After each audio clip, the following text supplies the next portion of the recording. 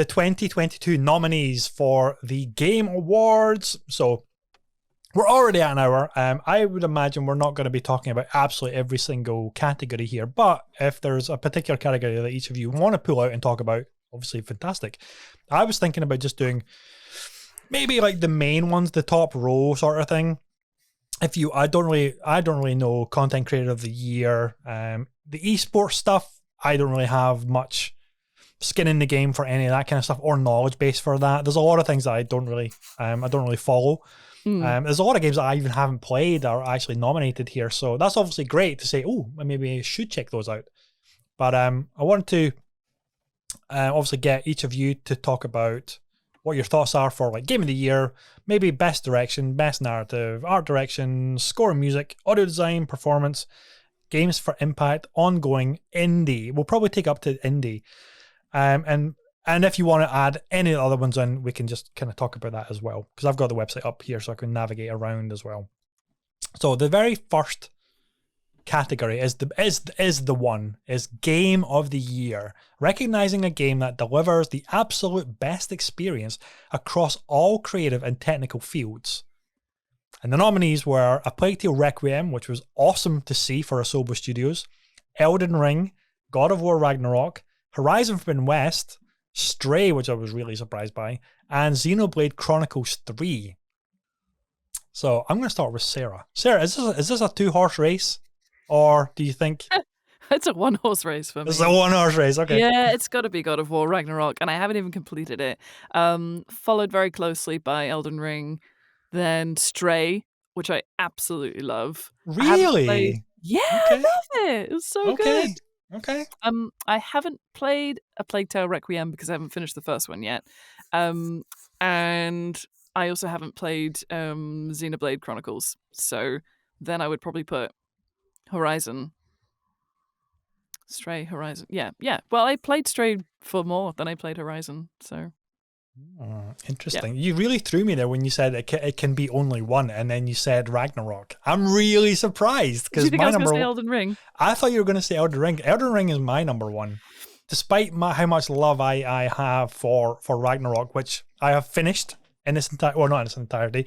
I golden pathed it. I 40% complete, so there's a ton of stuff obviously missed, but I was so compelled by the main story that I finished it. I'm not going to discuss it just yet. I'll wait till Sarah's finished it. No spoilers. But I still think that Elden Ring is still my number one. But again, whichever one gets it, it makes no difference to me at all. Agreed. Agreed. These two games are at the absolute top of their craft. Elden Ring being the open world Souls experience, the probably the best iteration of that style of game that FromSoft created and pioneered, and Ragnarok, big epic storytelling, performance capture, just visceral combat, and that story and that emotion is like it's the best of where we're at in the industry. Absolutely stunning. Sorry, let me see. Stray I haven't played. Requiem I haven't finished at all. Horizon Forbidden West. See, I'm a bit sticky on Horizon Forbidden West. I was so excited about it when it got announced and that first trailer was shown off and we saw the big mammoth creature. I was so hyped for it. And then I played it. And I've only ever gotten a couple of hours in and I thought, this is just... it's shameful to say, but I was bored. I thought, this is just more of the same. And then not in a way that more of the same of Ragnarok is more of the same and then building it and it's epic right from the punch. Right from the get-go on Ragnarok, it is so captivating and it hooks you in and carries you all the way. I was just doing menial tasks for some NPCs in Horizon Forbidden West. I thought, this is not grabbing me at all. And I still haven't gone back to it. I plan to go back to it because everybody's saying that once it gets going, it will grab you and it's fantastic, but you have to get over like the first half dozen hours or so. And that thought is just like, well, I mean, I don't want to do half dozen hours before the game gets good. I want it to get good right from the punch. Let's go. And I've never gone back to it. and I really need to because I know it's a good game because everybody's telling me it's a good game. But I'm really surprised that Horizon Forbidden West was actually on this list because it felt like really 2 Sony first-party games are up for Game of the Year. I would have thought just on maybe on like principle or rules or guidelines, they would have said, no, you can't have one platform holder, can't have 2. It needs to be 1, and I would have expected God of War Ragnarok being like that. But like Xenoblade Chronicles, I've never played the series. I don't know anything about that, and obviously I haven't played Stray. I know people were losing their shit over being able to have a cat game, and they were loving that. Like, cats are dicks, so you can now be a dick. Like they like the Goat Simulator games, you know. So I don't have any skin in the game for Stray either. I'm really surprised that Stray get voted for Game of the Year. I'm really shocked about that. I thought, is it really that good? I know the artistic direction is really cool, but really? Game of the Year? I wouldn't put it in the same category as God of War personally, but it was a fantastic game and I really enjoyed it. And it was challenging and it was fun and the story was really cool. So like I think it deserves to be nominated. Whether or not it deserves to be nominated for Game of the Year, I don't know. Interesting. Jamie, any thoughts on these games? I don't imagine you've had a chance to play any of them. I haven't played a single game in that category. So, from a very real perspective, I have absolutely nothing to offer. The only thing I will say is, okay, I'm going to preface this with personal opinion and very much, being a nearly 40, very jaded man of some experience in the gaming world, is it not all just bollocks? Yes. That gives us something to argue about, Jamie, and talk about. What's the internet going to do if they can't argue? I know. The only thing I will say is that I do see some people getting really bent out of shape when one game wins Game of the Year over the other and things like that. And I just think to myself, it's subjective. It's based on a vote. It's a popularity contest. You can't really... There is no way in hell you can compare God of War Ragnarok to Stray. They're 2 different genres, 2 different games. Yep. And for me, I put Minecraft above either of them because that's the one I'm currently playing and getting the most out of. I don't know how you put a game up for Game of the Year that's been out for a fucking week. So Ragnarok shouldn't even be in the running on that basis. And only on that basis. And because I do think it's hugely deserving of its nomination, because everything I've seen suggests it's absolutely fantastic, and I totally get why it's there. So I'm not knocking it. I'm just saying that it's an odd thing. The Game of the Year Awards has always been an odd thing for me because it is so subjective. But there are people who treat it as though it's like, well, that means that's the best game. It's like, it's only the best game if it's your best game. So this is going to be one of those things that we're going to see over the next couple of weeks all over Twitter, if it's still going by then. So if not, all over Mastodon. But with people just raging about, turning to lifelong friends or family members and going, "You're wrong and I hate you because you prefer Elden Ring to..."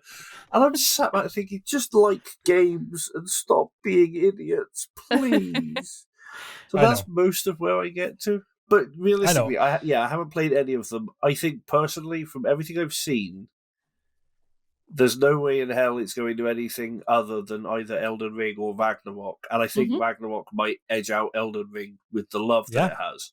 Yeah. So, and I would say it's probably fair from what I see. It's certainly, from having watched both of the games being played, Ragnarok looks like the one that I would thoroughly enjoy more than Elden Ring, because I'm not really a Soulsborne type. So, but yeah. Exactly. I only pick Elden Ring because I think the impact that had on the people that would normally never touch a Souls game. Like, it was everywhere. Everybody was streaming it, and the amount of sales that it got, it changed people's opinion of a Souls game and got them into that genre.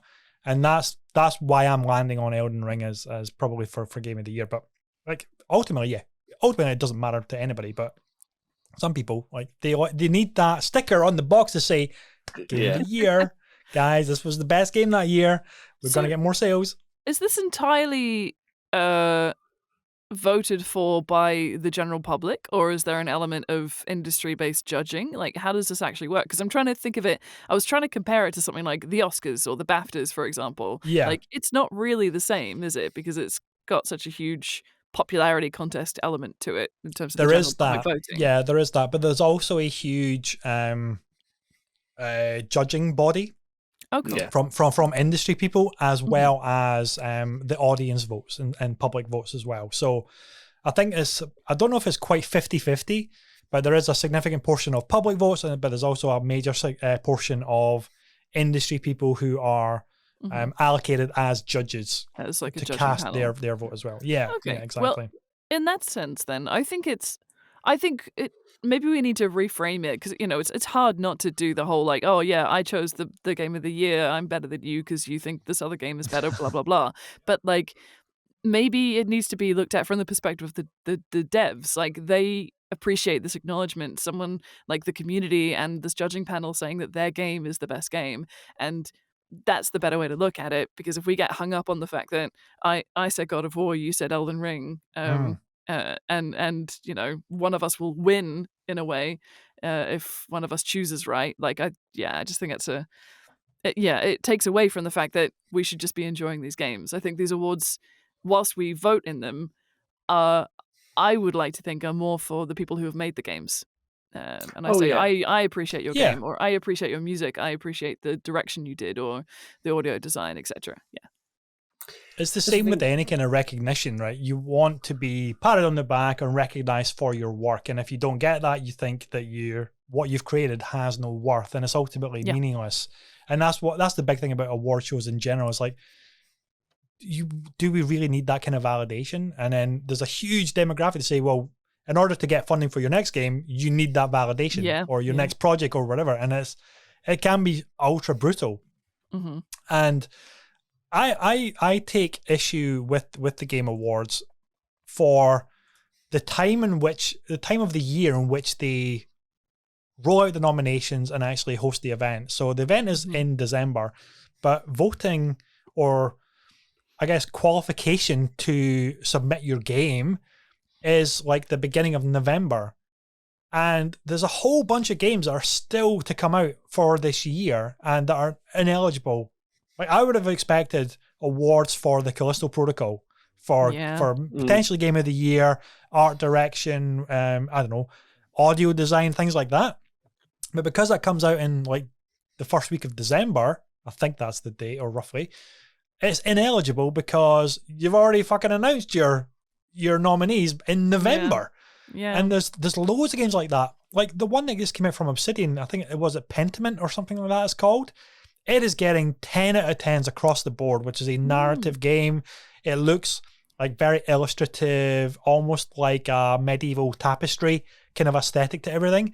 And it looks just fantastic. And it is getting banger review after banger review.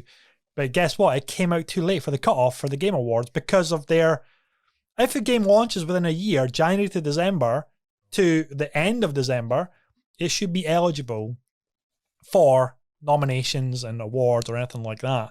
And because of that, the Callisto Protocol or Pentiment or like Vampire Survivors, I think, made it by the skin of his teeth and it got Best Indie Debut nomination. Like that for Vampire Survivors, because they made the cut there, they've now got, we want funding for our next project. We got awarded or nominated for a Best Indie Debut game. That means that we're going to secure payroll and funding for our next project much, much easier than we released an indie game and it did X numbers and didn't get any real attention. Yeah. It's Sorry, shame go that ahead, they do it in Jamie. November. Yeah, Jamie.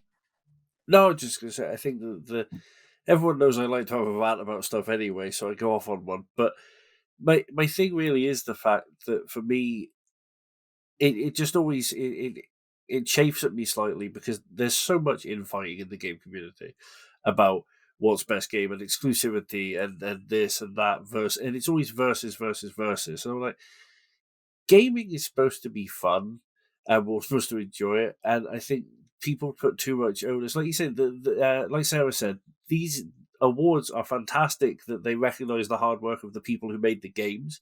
They're not a badge for you as someone who played it to wear on your lapel and say, I'm better than you because I played the game of the year. And it's like, because ultimately as well, it's like, I could hold my own Game of the Year award. I could fire up a Twitch stream and have 3 people watch it and get them to tell me which game they preferred and go, Game of the Year.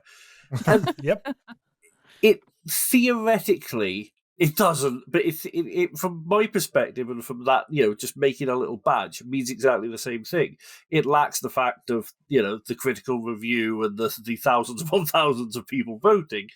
But if I just want to point out that the game I played was better than the game you played, then that's it. It's done. I've said the words. That's my Game of the Year.